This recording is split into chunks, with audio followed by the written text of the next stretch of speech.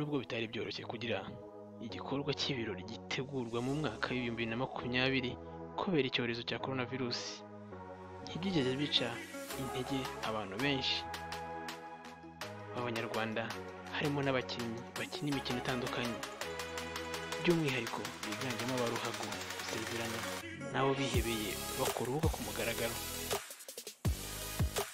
Iyi ni Today 150, cyane ya mbere kugeza amakuru acukumbuye, imyidagaduro, utuntu n'utundi hirya no hino, tuguhaye ikaze nk'ibisanzwe. Nta byinshi bisesuye ndetse no kwisanzura byari byemewe mu birori bitandukanye byateguwe mu 2020 kubera icyorezo cya coronavirus. Byasabaga kwigengesera kugira ngo utagira aho ugonganira n'itegeko. Benshi batekerezaga gukora ubukwe mu 2020 barabisubitse kubera ingamba za leta zo kwirinda icyorezo cya coronavirus, aho ibirori nk'ibi byateguwe hashyizweho umubare ntarengwa ugomba kwitabira, ndetse hakaba hari n'amasaha ntarengwa yo kugera mu ngo. Nubwo bitari byoroshye, abakinnyi biganjemo abakina umupira w'amaguru banze ko umwaka wa 2020 ubasiga bonyine cyangwa bakiri mu ngaragu, biyemeje kurushinga n'abakunzi babo. Kapiteni w'ikipe y'igihugu Amavubi Haruna Niyonzima, wari usanzwe ufite umugore mu 2020, yashatse umugore wa kabiri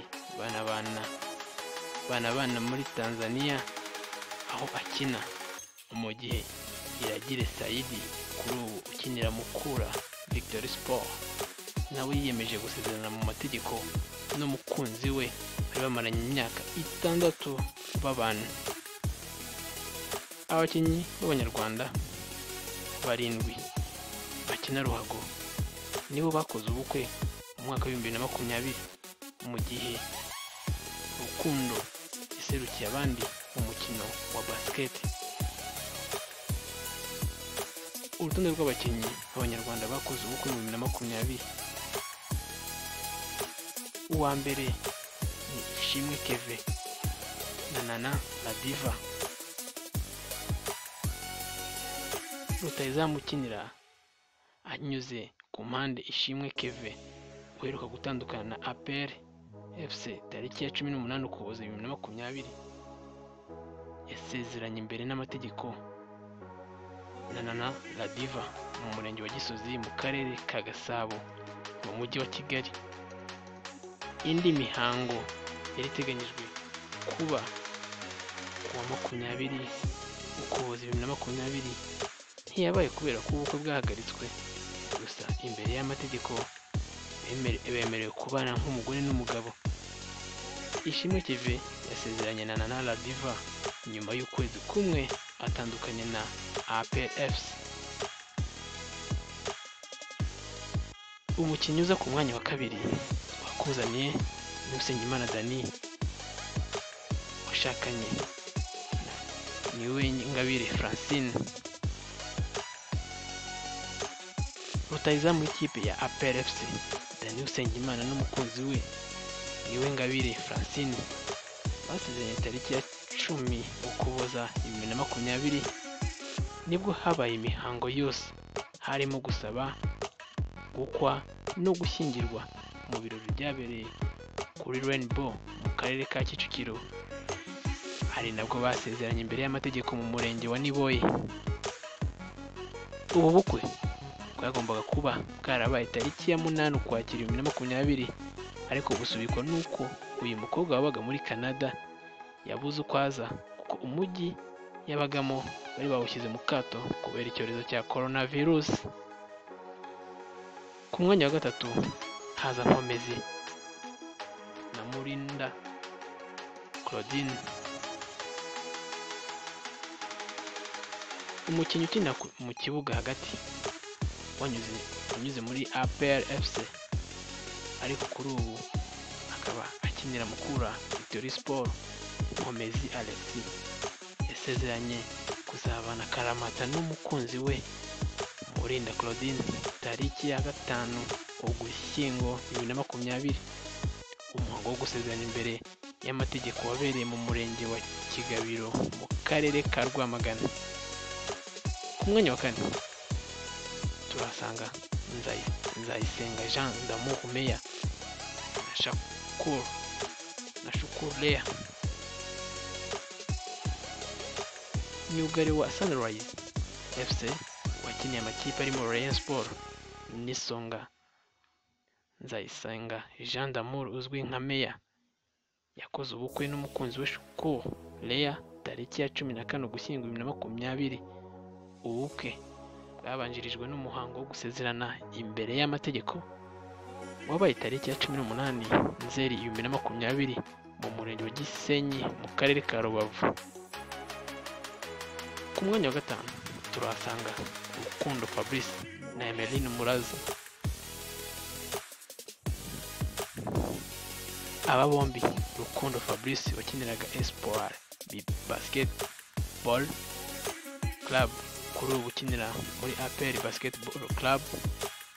Tariki ya 10 Ukwakira 2020 yasezeranye n'umukunzi we Emeline Murazi.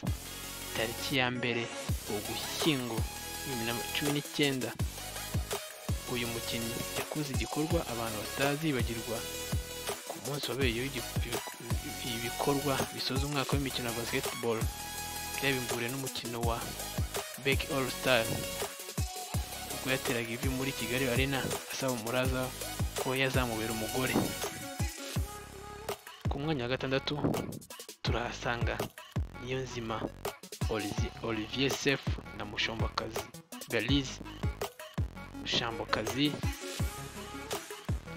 nk'uko bigaragara uyu mukinnyi ukina hagati mu kibuga hagati mu ikipe y'igihugu y'Amavubi wanyuze muri Rayon Sport kuri ubu ukinira APR FC. Tariki ya 26 Kanama 2020 yasezeranye imbere y'amategeko n'umukunzi we Mushambokazi Belize mu murenge wa Remera mu karere ka Gasabo.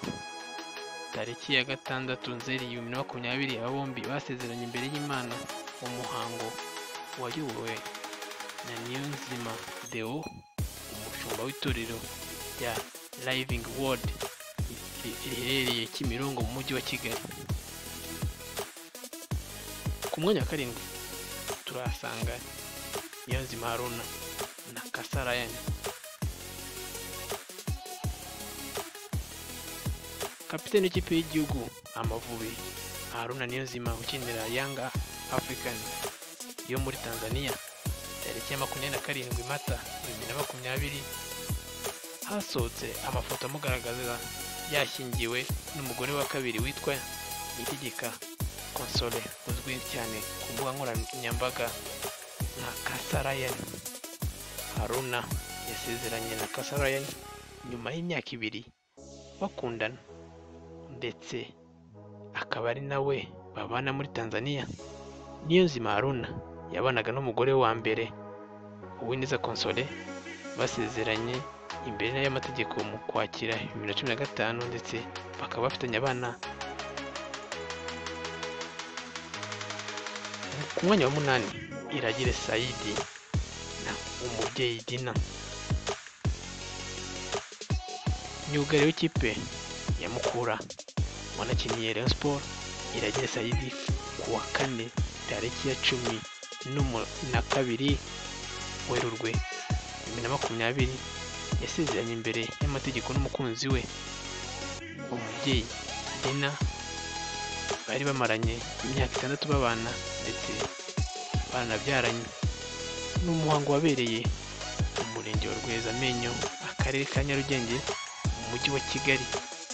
Iragire na Dina bafitanye umwana w'imyaka 5 witwa Umutoniwase Rahima wari wanatashye ibirori bya se na nyina barahira imbere y'amategeko. Urwo n'urutonde twagukoreye na Today 250 rw'abakinnyi bakoze ubukwe muri uno mwaka nubwo bitari byoroshye. Komeza dushyigikire mu bikorwa byacu bya buri munsi ukora subscribe, like, share na comment. Ni iby'agaciro kuri twe. Wowe wayikoze turagushimira cyane. ntiwibagirwe gukanda ku kazogera kari ku ruhande kugira ngo uzajye uba mu ba mbere babona ibikorwa byacu bya buri munsi dushyiraho.